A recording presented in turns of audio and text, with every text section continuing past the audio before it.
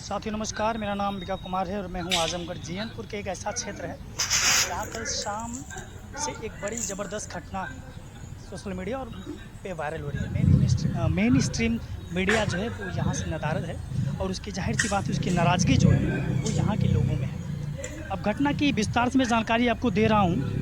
दुर्गेश कुमार जो कि एक लोको पायलट हैं, रेलवे में एक अ, कर्मचारी के रूप में नियुक्त हैं और उनकी मृत्यु होती है कुछ दबंगों के द्वारा मारपीट के दौरान। 7 तारीख के लगभग शाम के वक्त की ये घटना है और वो घटना उनको बुलाया जाता है, ऐसा सूत्रों के हवाले से खबर मिल रही है।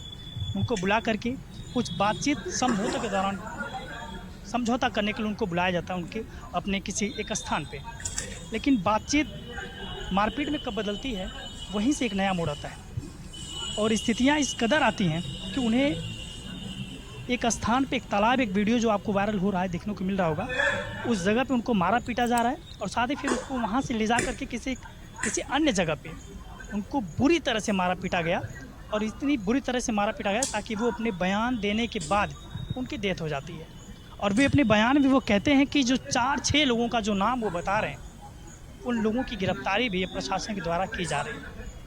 परिवार की नाराज़गी इसलिए है क्योंकि मीडिया जो है इनके दर्द का जो अ, सारथी बनना चाहिए था, वो नहीं बन पाई। तो साथियों, एक समस्या ये भी है कि जब हम किसी चीज़ के लिए लड़ते हैं या उस समस्या का सामना करते हैं तो हमें उस चीज़ की जानकारी नहीं होती है। मीडिया का ये भी एक सबसे बड़ा अहम रूल होता है।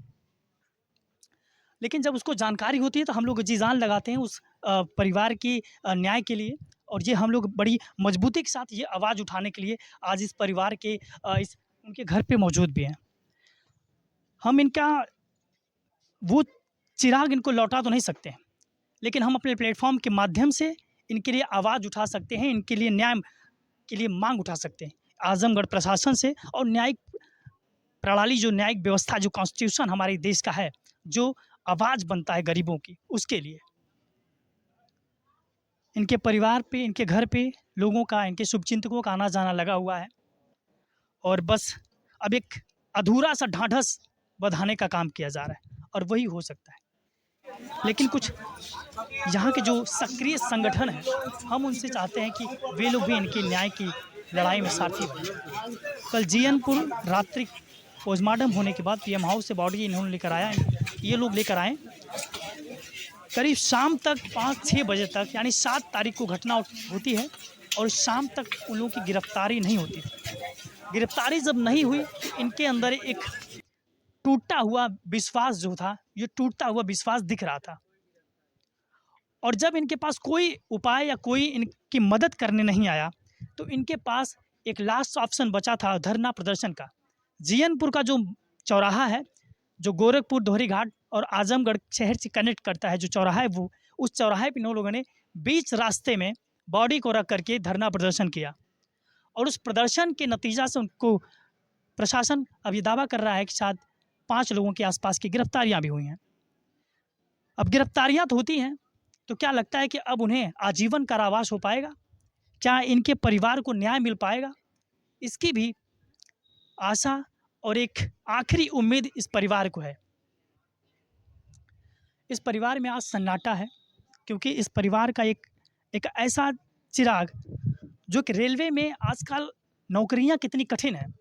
जी मेधावी के छात्र भी थे, अपने इस कम एज में रेलवे में भर्ती होकर के एक अपने परिवार को एक सम्मानपूर्वक ज़िंदगी देने का काम कर रहे थे।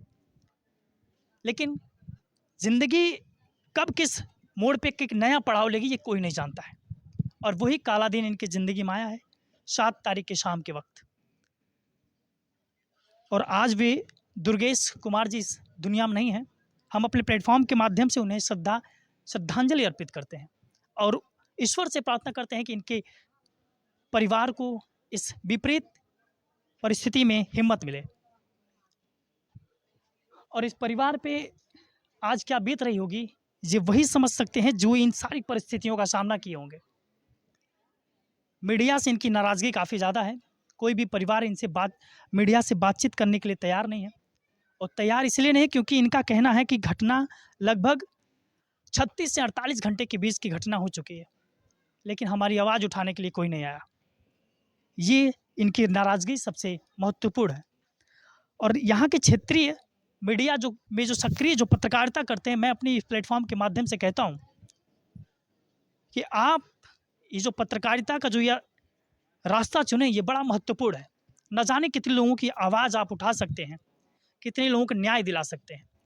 तो इनके परिवार के पास आइए और इनकी जो उम्मीदें हैं, इनको जो न्याय दिलाने की जो इनके अंदर एक आक्रोश है, उसका सारथी बनिए। हम भी इसी उम्मीद में आए हैं और अपने उत्तर प्रदेश की योगी आदित्यनाथ जी से, मुख्यमंत्री जी से ये निवेदन करेंगे कि जो अपराधी हैं, जो जातिवादी मानसिकता रखते हैं, अपने अंदर घृणित मानसिकता, उनके घर के ऊपर बुलडोजर चलाया जाए। क्योंकि और साथ ही इस परिवार का जो एक वारिस, जिन्होंने अपने इस खूबसूरत से घर उन्होंने कम समय में बनाया और एक अच्छी खासी ज़िंदगी अपने माँ बाप को, अपने परिवार को देने के लिए वो अब अग्रसर थे। लेकिन कुछ लोग जिनको ये चीज़ें अच्छी नहीं लग रही थी, अब इस पे जांच भी होगी। और मैं ये चाहता हूँ, शायद हमारी भीम आर्मिक संगठन से कुछ पदाधिकारियों से बातचीत भी हुई। उन्होंने कहा है कि हम इस घटना को बड़ी ही प्रमुखता से उठाएंगे और इस लड़ाई को आखिरी मुहिम तक ले जाएंगे। इस ग्राउंड जीरो की रिपोर्ट में हम यही देख रहे हैं कि आज परिवार जो है सन्नाटे में, इधर पूरा जो क्षेत्र है वो काफ़ी सन्नाटा पसरा हुआ है। प्रशासन के लोग भी कुछ मौजूद हैं और यहाँ पे शांति व्यवस्था बहाल करने के लिए वो भी बैठे हुए हैं।